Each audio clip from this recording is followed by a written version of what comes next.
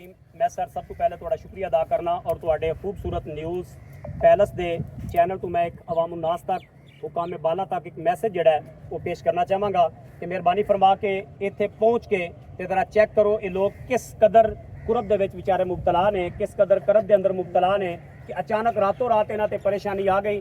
खुदा न हास्ता ये परेशानी कल नूं तुहाडे मेरे ते भी आ सकदी है ते साडा हक बनदा है कि असी अज इन्हां लोकां दे दस्तो बादू बनीए। अज तो इन्हां ते मुश्किल टाइम है, अचानक इन्हां दे सारे माल मवेशी जनाबे वाला मर गए ने, फसलां तबाह हो गई ने, मकानात गिर गए ने। इस तो अलावा मैं खुद जाके ऐनी शायद गवाह मैं खुद जाके देख के आया कि गलियां दे अंदर घरां दे अंदर इस कदर पानी मौजूद है। साडा हक बनदा है कि अज ये मुश्किल टाइम है ना ते खुदा न हास्ता कल नूं मेरे तुहाडे ते भी आ सकदा है। एक अल्लाह पाक की तरफों आजमाइश है ते करो मेहरबानी तो महले ज़मीं पर खुदा मेहरबान होगा अरशे बरी पर।